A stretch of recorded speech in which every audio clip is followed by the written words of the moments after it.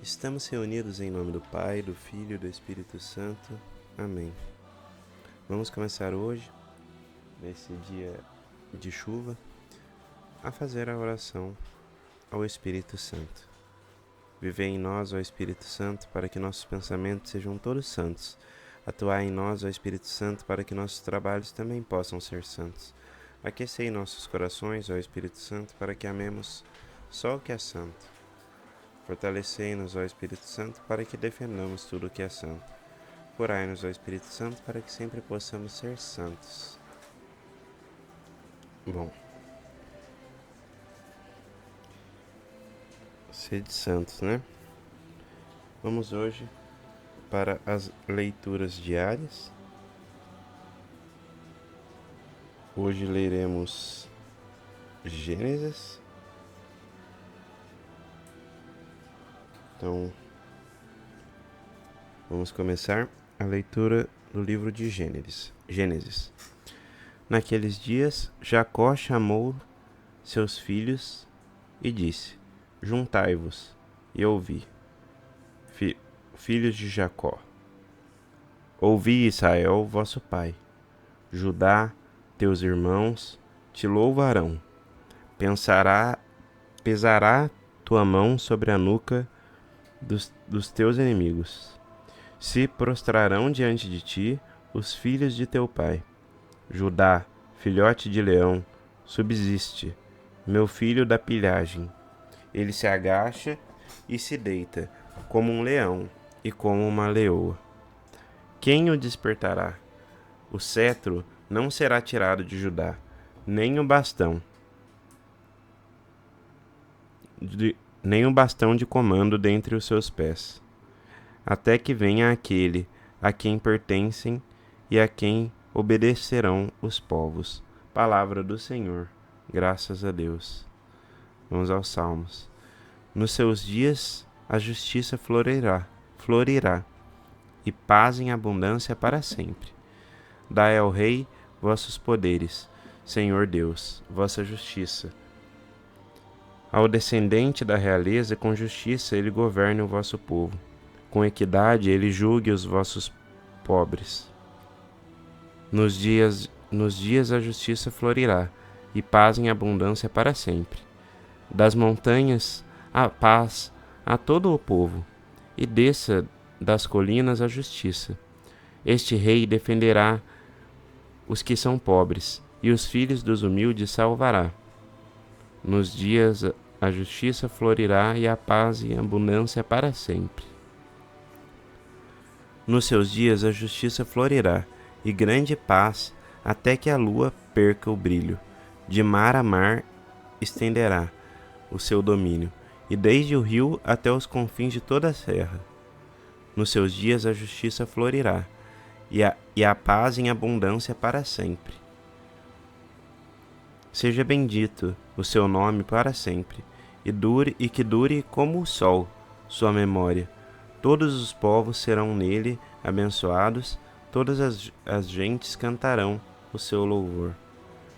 Nos seus dias a justiça florirá, e paz em abundância para sempre. Vamos ao Evangelho do dia de hoje. Aleluia, aleluia, aleluia.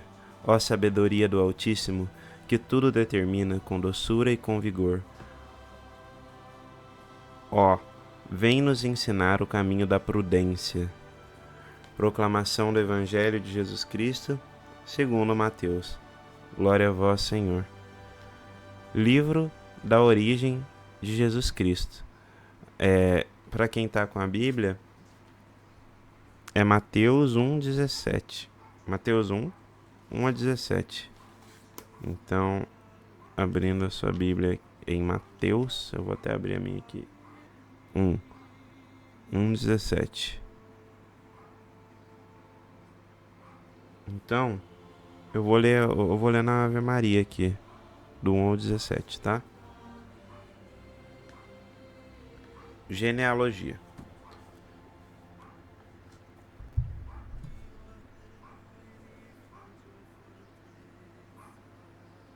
Genealogia. Começando aqui, Mateus 1, 17. Genealogia de Jesus Cristo, filho de Davi, filho de Abraão. Abraão gerou Isaque, e Isaque gerou Jacó. Jacó gerou Judá e seus irmãos. Judá gerou de Tamar, Farés e Zará. Farés gerou Erson, Erson gerou Arão. Arão gerou Naasson. Arão gerou Aminadab, Aminadab gerou Naasson. Naasson gerou Salmão, Salmão gerou Boaz, de Raabe. Boaz gerou Obed, de Rute.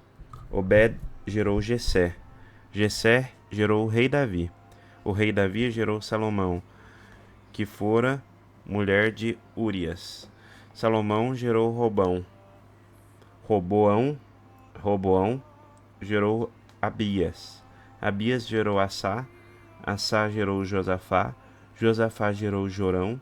Jorão gerou Osias. Osias gerou Joatão. Joatão gerou Acás. Acás gerou Ezequias. Ezequias gerou Manassés. Manassés gerou Amon.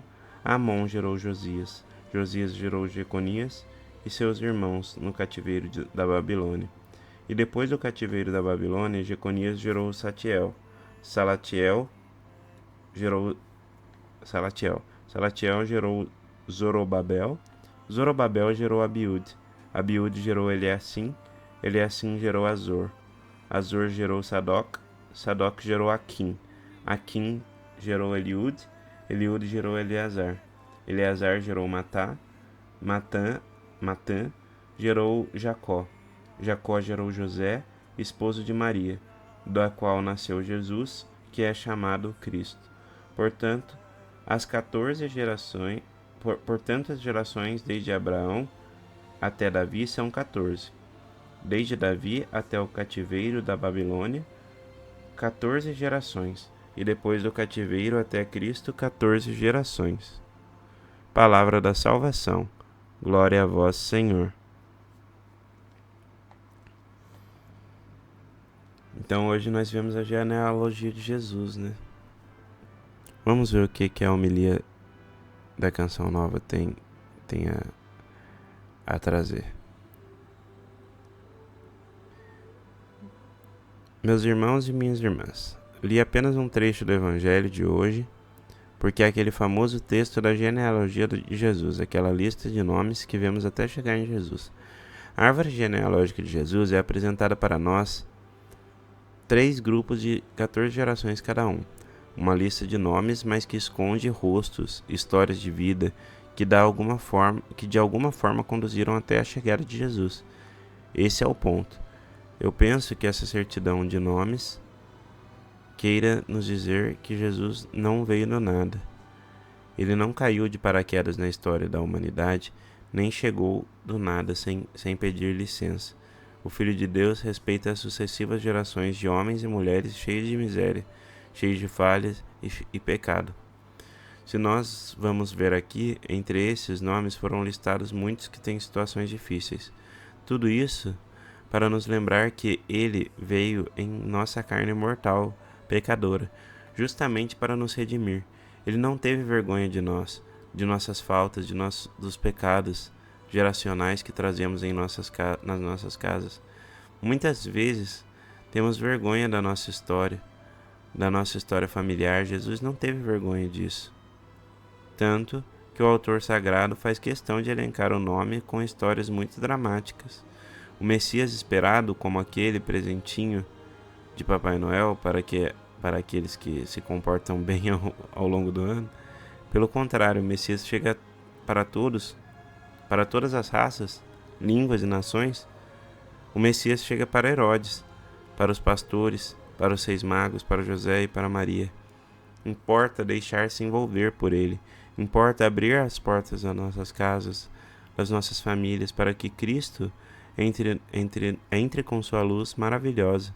Uma oportunidade hoje para que você apresente Jesus, os nomes dos membros da sua família, e traga todos na presença de Jesus sem exceção, até mesmo aqueles que você já deixou de fora de seu coração, já descartou da sua vida. Traga-os. É hora de nomeá-los diante de Jesus, para que todos recebam a força da salvação que vem do Cristo. para que as nossas gerações sejam abençoadas pela presença do Messias. Palavras aí do Padre Donizete Heleno, né? Não são palavras minhas. É uma reflexão aqui que ele faz, né? Que Jesus não teve vergonha da sua história, né? Nossa história muitas vezes é manchada por intrigas, problemas familiares, próprios nossos pecados. Então, devemos olhar para frente e não para trás. E olhar para as pessoas que estão ao nosso redor, fazer o melhor que a gente pode e entregar aquilo que é o melhor que a gente pode realmente para Jesus, para as pessoas, e interceder, orar, né? Se a pessoa tem o coração aberto, ter uma intimidade maior. Porém, se não tiver, que a gente possa orar por essas pessoas, para que elas possam ter seu encontro pessoal com Jesus em algum momento, né? Que a nossa maior ferramenta de batalha, né? Nosso maior equipamento de luta é o nosso terço, são nossas orações nesse combate espiritual, né? E as intercessões de São Miguel, de Nossa Senhora, né? Bom, é isso.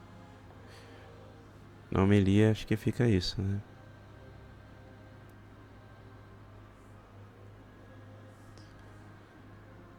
Pro padre. Bom, vamos então às nossas leituras diárias, né? No último dia lemos Lucas 8, hoje vamos para Lucas 9. Aí.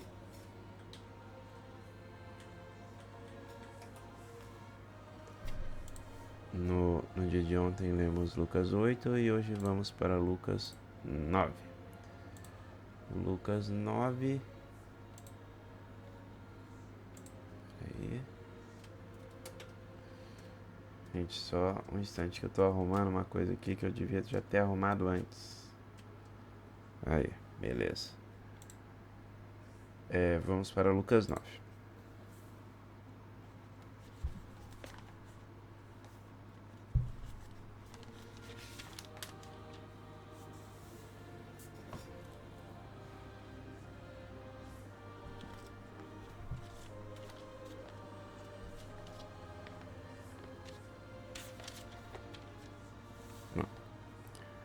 Título: Missão dos 12 Apóstolos, Lucas 9, versículo 1. Reunindo Jesus os 12 apóstolos, deu-lhes poder e autoridade sobre todos os demônios, para curar enfermidades. Enviou-os para pregar o reino de Deus e a curar os enfermos. Disse-lhes: Não leveis coisa alguma para o caminho, nem bordão, nem mochila, nem pão, nem dinheiro, nem tenhais 2 túnicas. Em qualquer casa em que entrardes, ficai ali, até que deixeis aquela localidade. Onde ninguém vos receber, deixai aquela cidade. Em testemunho contra eles, sacudi a poeira dos vossos pés. Partiram, pois, e percorriam as aldeias, pregando o evangelho e fazendo curas por toda a parte. Aí vamos para o título: Opinião de Herodes sobre Jesus, versículo 7. O tetrarca Herodes ouviu falar de tudo que Jesus fazia e ficou perplexo. Uns diziam: é o João que ressurgiu dos mortos. Outros: é o Elias que apareceu. E ainda outros: é um dos antigos profetas que ressuscitou. Mas Herodes dizia: eu degolei a João. Quem é, pois, este de quem ouço tais coisas? E procurava a ocasião de vê-lo. Vamos para o título: Primeira multiplicação dos pães. Os apóstolos, ao voltarem, contaram tudo a Jesus, tudo o que haviam feito. Tomando-os ele consigo à parte, dirigiu-se a um lugar deserto, para o lado de Betsaida. Logo a multidão o soube, e foi seguindo Jesus. Jesus recebeu-os e falava-lhes do reino de Deus. Restabelecia também a saúde dos doentes.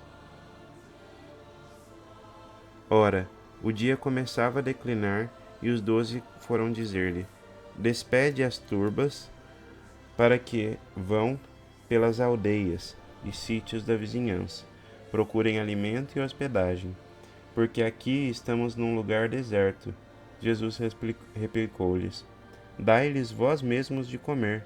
Retrucaram eles: Não temos mais do que 5 pães e 2 peixes, a menos que nós mesmos vamos e compramos mantimentos para todo esse povo, pois eram quase 5.000 homens. Jesus disse aos discípulos: Mandai-os sentar, divididos em grupos de 50. Assim o fizeram, e todos se assentaram. Então Jesus tomou 5 pães e 2 peixes, levantou os olhos ao céu, abençoou-os e partiu-os, e deu aos seus discípulos, para que servissem ao povo. E todos comeram e ficaram fartos. Do que sobrou, recolheram ainda 12 cestos de pedaços. Confissão de São Pedro. Título: Confissão de São Pedro, né? Versículo 18. Num dia ele estava a orar a sós com os discípulos. Perguntou-lhes: Quem dizem que eu sou? Responderam-lhe: Uns dizem que és João Batista, outros Elias. Outros pensam que ressuscitou algum dos antigos profetas. Perguntou-lhes então: E vós, quem dizeis que eu sou? Pedro respondeu: O Cristo de Deus. Ordenou-lhes energeticamente que não o dissessem a ninguém. No próximo capítulo, no próximo título, vamos ler: O primeiro anúncio da paixão. Ele acrescentou: É necessário que o Filho do Homem padeça muitas coisas, seja rejeitado pelos anciãos, pelos príncipes dos sacerdotes, pelos escribas. É necessário que ele seja levado à morte e que ressuscite ao terceiro dia. Em seguida dirigiu-se a todos: Se alguém quer vir após mim, renegue a si mesmo, tome cada dia a sua cruz e siga-me. Porque quem quiser salvar a sua vida, irá perdê-la, mas quem sacrificar a sua vida por amor a mim, irá salvá-la. Pois que aproveita ao homem ganhar o mundo inteiro, se vem perder-se a si mesmo, e se causa a sua própria ruína. Se alguém se envergonhar de mim e das minhas palavras, também o Filho do Homem se envergonhará dele, quando vier na sua glória, na glória do seu Pai, dos santos anjos, na glória, em verdade vos digo, dos que aqui se acham, alguns há que não morrerão, até que vejam o reino de Deus. No próximo capítulo, esse aqui é lindo, né? Eu não estou muito reflexivo hoje, mas esse aqui é lindo, né? Quer dizer, eu estou muito reflexivo, porém não se trata de mim, a gente está lendo a palavra de Deus aqui, né? Então, Jesus fala: se alguém quer vir a mim, renegue-se a si mesmo.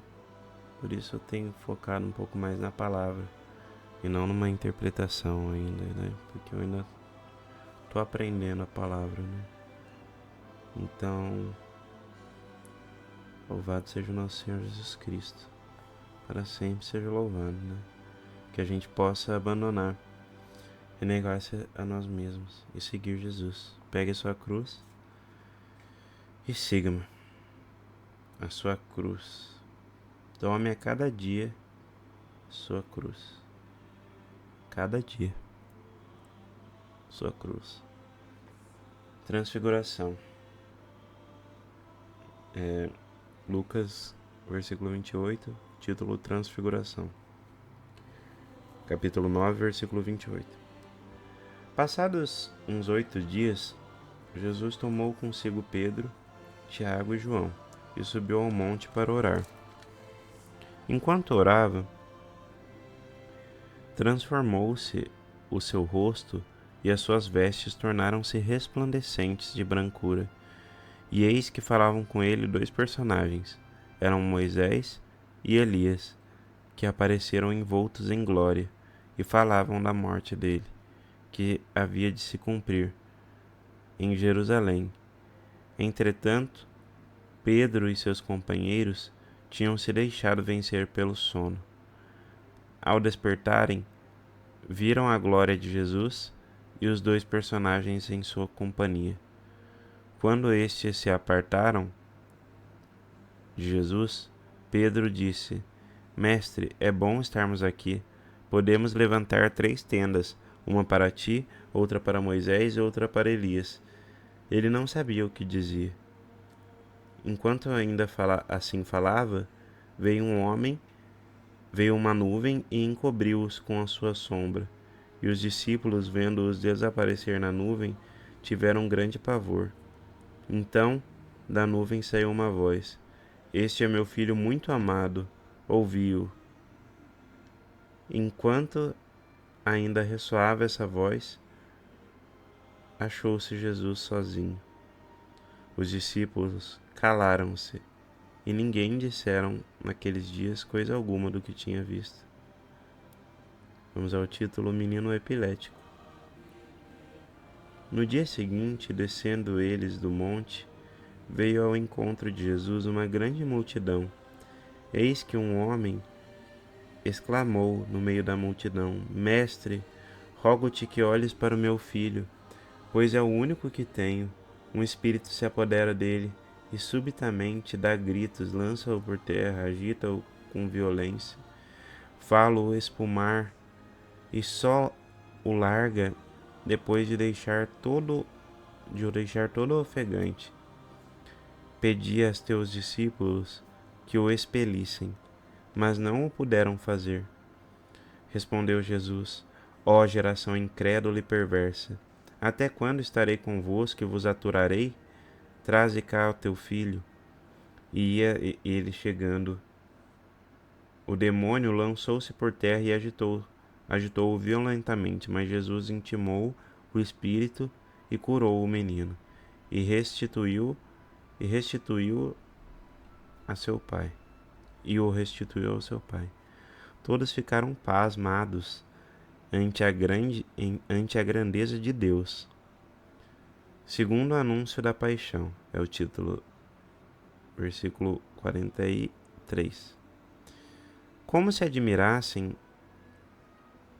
de tudo que Jesus fazia, disse ele aos seus discípulos: Gravai nos vossos corações essa palavra. O filho do homem há de ser entregue às mãos dos homens. Eles, porém, não entendiam essa palavra, e lhes era obscura, de modo que não alcançaram o seu sentido, e tinham medo de lhe perguntar a esse respeito. Veio-lhes, agora é o título, versículo 46, capítulo Lucas 9, 46, lição de humildade e tolerância, é o título. Veio-lhes então o pensamento de qual seria o maior. Penetrando Jesus nos pensamentos de seus corações, tomou um menino e colocou junto de si, e disse-lhes: Todo o que recebe este menino em meu nome, a mim é que recebe, e quem recebe a mim, recebe aquele que me enviou. Pois será grande dentre vós o que for menor. Pois quem dentre vós for o menor, esse será grande. Que Jesus nos dê a graça da humildade. Jesus, nos dê a graça da humildade, né? Não para que nós Não que nós, para que nós pensamos, pedimos a humildade já para ser grande, mas pedir a humildade porque é através da humildade que nasce a oração. É através da humildade, é através de entender que nós somos mendigos de Deus. Nós estamos aqui para pedir. Eis que bato a porta eis que bato a porta e peço, né? Eis que chego à porta e bato, né? Alguma frase assim. Mas enfim, nós devemos pedir, Senhor, nos dê a graça da humildade, nos dê a graça da sabedoria de entender que nós não somos nada, Senhor. Nada é nada, nada mesmo. Inclusive somos pior que nada, né? Que nada não, como diria aquele ditado, né? Não ajuda nem atrapalha, né? Mas, pelo contrário, a gente é pior que nada. A gente ainda peca, a gente ainda é pedra de tropeço, a gente ainda atrapalha a vida de muita gente. Jesus, dai-nos a graça da humildade de entender que nós somos muitas vezes pior do que nada. Só que o Senhor nos abençoa e nos dá, e vai nos dando sabedoria, nos dando entendimento, nos deixando puros, mas que nós nunca perdamos no nosso coração, né? Que quando a gente pede por uma dor, por um sentimento, e Jesus vai curando, vai curando, vai curando, que a gente possa agradecer a Jesus. E mesmo que a gente se sinta, quando a gente se sente forte é que a gente está fraco. Então que a gente entregue a Jesus esse sentimento de pedir, Jesus, nos dá humildade, Jesus. Eu preciso de humildade, Jesus. Porque sem a humildade nós não buscamos Jesus Cristo. Sem humildade a gente até reza, mas Jesus até critica a oração dos fariseus. Não adianta você encher de palavras, encher de... né? Se você não está ali disposto realmente a pedir com todo o coração, a se humilhar e entender que você não é nada e que Jesus é tudo nas nossas vidas. Ele é o centro, Ele é tudo. Eu não sou nada. Que a cada dia mais, Jesus, eu possa ser menos e menos, ser cada vez mais humilde, e que eu possa diminuir para que o Senhor possa crescer. Que a cada dia mais as palavras que saem da minha boca sejam só as palavras de Deus, as palavras de amor, as palavras que Jesus falou.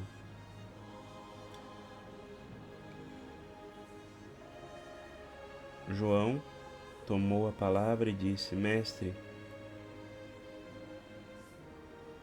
vimos um homem que expelia demônios em teu nome, e nós lhe o proibimos, porque não é dos nossos.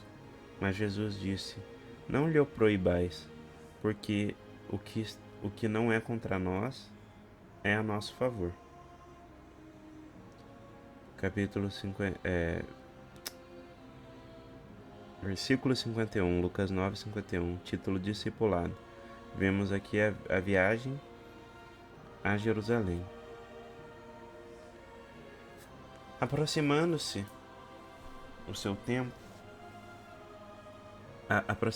o tempo em que Jesus devia ser arrebatado deste mundo, ele resolveu dirigir-se a Jerusalém. Enviou diante de si mensageiros. Tendo partido, entraram em uma provação dos samaritanos, para lhe arranjar pousada, mas não o receberam, porque por ele dar mostras de que ia para Jerusalém.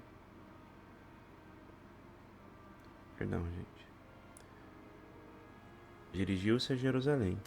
Enviou diante de si mensageiros que, tendo partido, entraram em uma povoação dos samaritanos, para lhe arranjar pousada. Mas não o receberam, por ele dar mostras de que ia para Jerusalém. Vendo isso, Tiago e João disseram: Senhor, que o fogo, Senhor, queres que mandemos que desça fogo do céu e os consuma? Jesus voltou-se e repreendeu-os severamente. Não sabeis que de espírito sois animados? O Filho do Homem não veio para perder as vidas dos homens, mas para salvá-las. Foram então para outra povoação. Enquanto caminhavam, um homem lhe disse: Senhor, te seguirei para onde quer que vás. Jesus replicou-lhe: As raposas têm covas, e as aves do céu ninhos, mas o Filho do Homem não tem onde reclinar a cabeça. A outro disse: Segue-me. Mas ele pediu: Senhor, permite-me ir primeiro enterrar meu pai. Mas Jesus disse-lhe: Deixe que os mortos enterrem os mortos. Deixe que os mortos enterrem os seus mortos. Porém, vai e anuncia o reino de Deus. Outro ainda lhe falou: Senhor, te seguirei, mas primeiro que me despeça dos que estão em casa. Mas Jesus disse: Aquele que põe a mão no arado e olha para trás não é apto para o reino de Deus.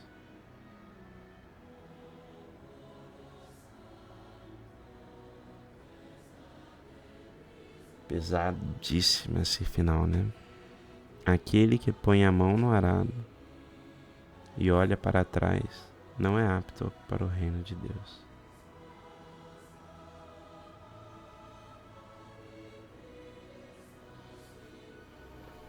Que nós possamos não olhar para trás e olhar para frente, sempre para frente.